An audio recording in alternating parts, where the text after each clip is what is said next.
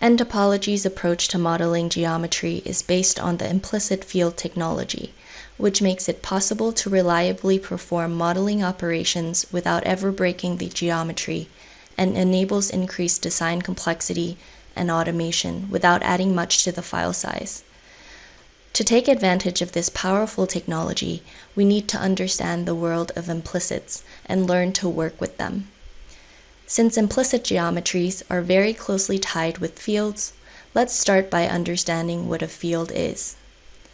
If we think about weather information, such as temperature, humidity, and wind speed, these are continuous and everywhere.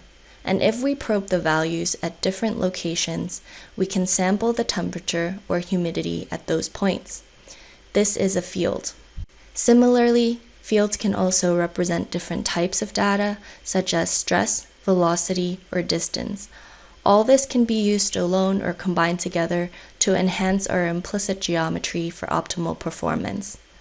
What drives the geometry in topology is the distance field, where at every point in all direction in the infinite 3D space, there is a distance value that describes how far away that point is from the boundary of the geometry. These values are the outputs of the mathematical equation that describes that geometry. And we use the term implicit to mean that the values of this distance field is negative where it is inside a solid body, and positive where it is outside of this body. So an implicit field is defined as a scalar field that describes a shape by the non-positive value of a field, and an implicit body is simply defined as a three-dimensional geometry represented by an implicit field.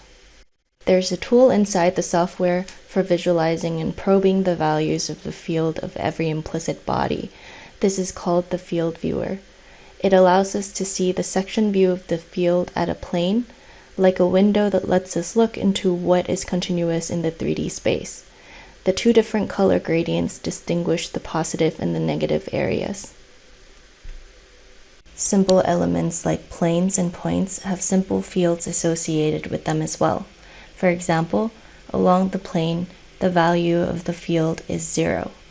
To one side of the plane, the values are entirely positive, and to the other side, the values are entirely negative.